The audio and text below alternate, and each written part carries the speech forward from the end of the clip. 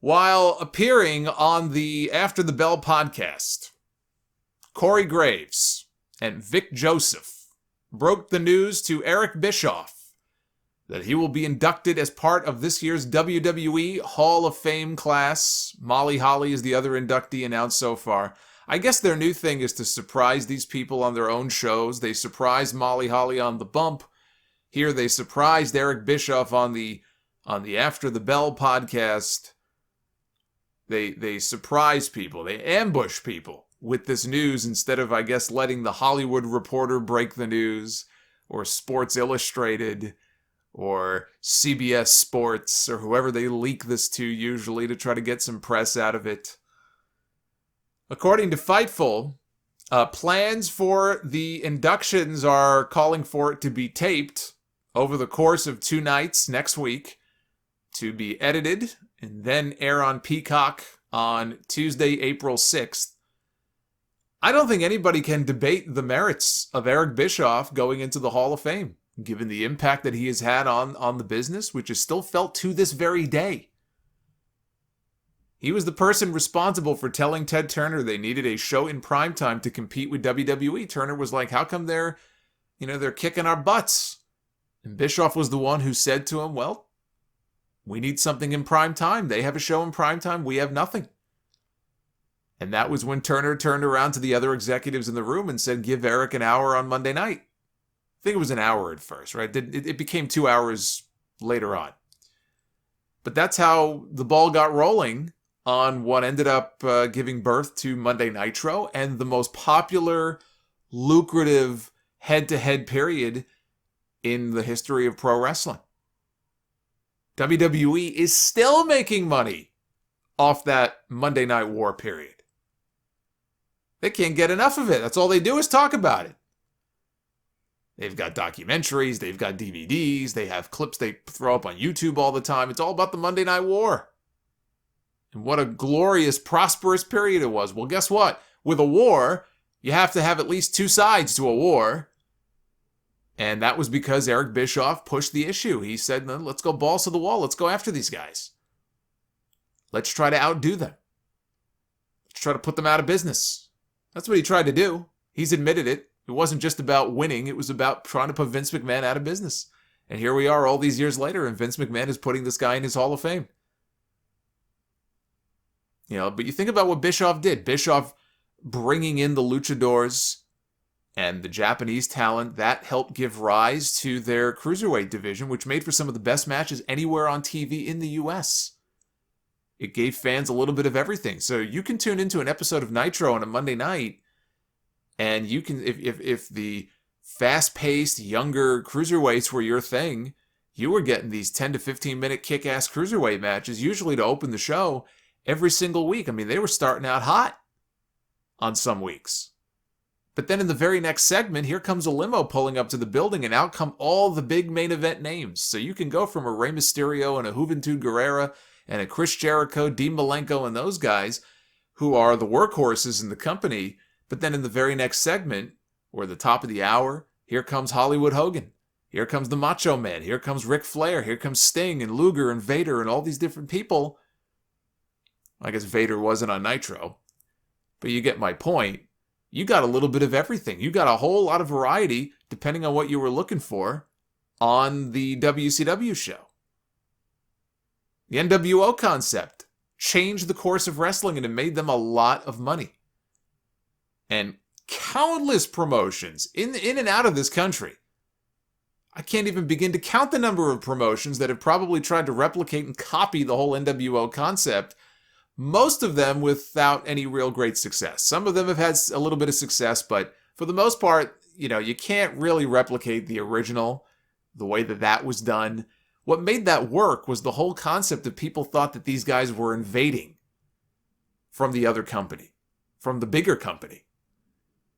It wasn't just a regular group of guys going around beating people up. That's what made the idea so genius. Even if Bischoff got the idea from something he saw in Japan, he took it and adapted it for an audience here in the U.S., and he made it work in a big way. And he deserves a lot of credit for that. Because, again, the NWO and the effect of a big faction like that is still felt and still people are trying to do it to this very day. Over 20 years later, they're still trying to do that. They're still trying to, recapture the magic of what WCW had with the NWO. He's also the only promoter to ever successfully compete against Vince McMahon, and he almost succeeded in what he tried to do. He almost succeeded in putting him out of business. Vince McMahon's back was up against a wall right on through the summer into the fall of 1997. It got very, very dicey. They couldn't even afford to pay Bret Hart on his contract. I mean, you think about, kind of A leading to B, which led to C, which led to D, and so on and so forth. You can tie all of these different things together. Montreal and everything that happened with Bret, that doesn't happen. If Vince can afford to pay Bret on his contract, there's no reason for Bret to leave. There's no reason for Vince to go to him and say, look, I'm going to breach your contract. I want you to go negotiate with Turner. So then maybe that doesn't happen. It's one of those what-if questions. You'll never really know the answer to it. I mean, you could argue that if there was no WCW getting hot in the first place, then Vince never would have gotten hot. It would have just continued to go down. Maybe we wouldn't have any wrestling anymore. Maybe both companies would have gone down in flames long ago, right? I mean, it's one of those kind of fun what-if things to ponder.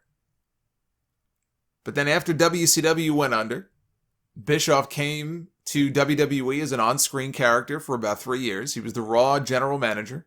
Had a pretty successful run there. Had nothing to do with anything going on behind the scenes, no creative input or anything like that. He was strictly used as an on-air character. One of the all-time great WWE segments still to this day is the Billy and Chuck wedding segment on SmackDown, where Bischoff was the minister. He was under all of the prosthetic makeup, right? Peeling it off his face until, the big reveal. I didn't know it was him. That was a very, very well done angle. A 3-minute warning, right? Jamal and Rosie, they came out from Raw. They lay waste to everybody. Gave Stephanie McMahon a Samoan drop. She was the GM of SmackDown. That was a Raw versus SmackDown angle done right. Now it's just completely obligatory every year, right? Oh, it's Survivor Series. It's Raw versus SmackDown. So, yeah, you have these women attack the other women. These guys attack those guys. This was a Raw versus SmackDown angle done the right way. But Bischoff never really found any success in wrestling after that. He went to TNA years later with Hulk Hogan, and by the time they were gone, the company was worse off than they were before they brought them in. WWE brought him back, right, a couple of years ago to be the executive director for SmackDown, ahead of its move to Fox. A big responsibility. And he was fired 4 months later. Bischoff was hardly any kind of wrestling genius, but he did lead WCW to its most prosperous period, and he had a hand in creating what, for me, was the most fun period to be a wrestling fan. I feel sorry for a lot of the younger fans who don't have any concept. It's just been so beaten into the ground, and now they think they know. Like a lot of the newer fans, younger fans who are, like, for example, watching what's going on now with AEW, and if you have Impact Wrestling guys coming in, or even New Japan guys coming in, and attacking AEW guys, they're going to think, oh, it's an interpromotional war. You guys have no concept of what a real war looks like between two companies. Two companies that were trying to actively destroy the other. They were not friends. I mean, there were talent and other people who worked in the companies who were obviously friends with guys on the other side. But this was guerrilla warfare here between these two companies. And you could be watching the shows head-to-head on a Monday night, and there were millions of people watching these shows. We're not talking AEW and NXT. I mean, that's barely a skirmish. 800,000 on this channel, 600,000 on that channel. I mean, it's nice for today's day and age, but it's nothing. Nothing compared to what it was like to be a fan back in the late 90s. And to watch these two companies going toe-to-toe every week and not knowing who was going to jump from one side to the other, that was pretty exciting to follow along as well. You'd have 10 or 11 million people watching wrestling on a Monday night. It was the hot thing. It was like the Wild West in a lot of ways. There were things going on that thankfully don't happen today. There's a reason why a lot of the guys who were around during that period are dead. So that's not such a good thing. But again, it's hard to explain to people who I think weren't around or weren't alive or weren't watching wrestling at that time to understand how much fun it was to be a fan during that period. You could be a fan of one or the other, or maybe you were a fan of both, but you never knew what you were going to get when you would put the TV on a Monday night, or if you would go to the shows. I was at a ton of Raws. It was like a giant party. On Nitro, they literally had Nitro parties. They had that at a lot of colleges and fraternities all around the country, spring break shows. Those spring break Nitro shows were so much fun to watch. Right? They'd go to Club La Vila down in Florida. You'd have the little pool. Kevin Nash is doing cannonballs into the pool. But Bischoff had a lot to do with that. Without his influence and him going to Turner in the first place, we never would have gotten any of that. So I think for that reason alone, he deserves this induction into the Hall of Fame. But the one thing I have to say, the one thing he did do that used to piss me the hell, I know it pissed off Vince McMahon, pissed me off too, is when he would give away the Raw results to those taped Raw shows on Nitro. He would just come on screen and give away the results. Wanted to throw something at my TV. I've forgiven him for that. Apparently Vince McMahon has too. But Bischoff is a worthy induction. He has said that Hulk Hogan would probably be his choice. He and Hulk are best friends. Hogan would be his choice to do the induction. Hogan is going into the Hall of Fame himself as part of the NWO from last year's class. And apparently now he's hosting WrestleMania. So Hogan already has a lot of responsibilities that week. I don't know if they would then want him to do this as well. So, that might preclude Hogan from being able to do it. I would say if not Hogan, I would say Vince McMahon, would be a good choice. Vince McMahon from many years ago. Now he would not be a good choice. Vince McMahon absolutely sounds like shit these days. He sounds terrible. I don't think it would be a very good speech. The idea of Vince McMahon doing a speech, the way he sounds at 75 years old today, that doesn't sound like a very good idea to me. But I wanted to mention one other thing about Bischoff, and this has nothing to do with his Hall of Fame induction, but something Bischoff said that I agree with on his podcast. And I said this when I did my Revolution review. And I think he's 100% right. He was talking about the way that AEW fumbled the debut of Christian Cage and how they did Christian no favors with the way in which they hyped and promoted his big surprise debut. I mean, they did him no favors, for example, by having Big Show, who is a bigger star than Christian is by every metric. The Big Show is not just physically, the Big Show is a bigger star and a bigger name than Christian Cage. They had the Big Show announce this huge new AEW signing.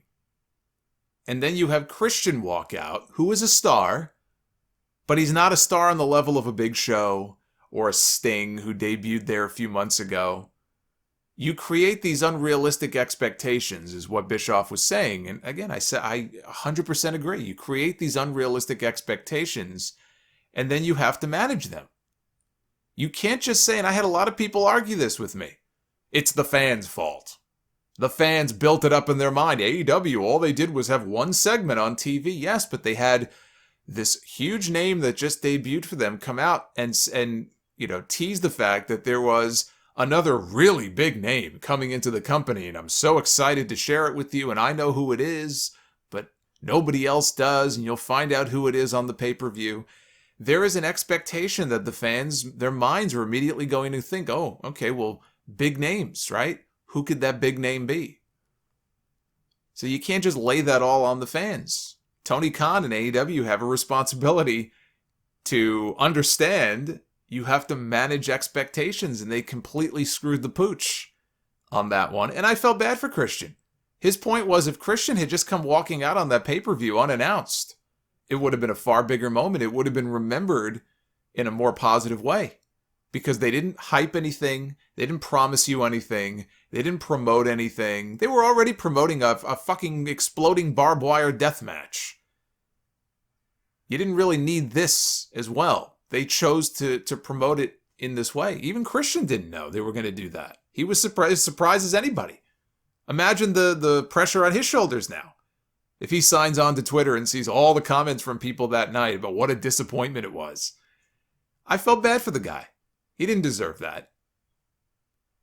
But I think Bischoff is dead on in his assessment on that. If Christian would have just walked out, the last time people saw him was in the Royal Rumble match, hugging Edge. People probably I thought they were going to do the Edge and Christian reunion. I figured they had him under contract. And imagine him just walking out there, not even saying a word. People would have been like, holy shit, what's going on here? And it would have been, talk about a 180. The reaction would have been completely different.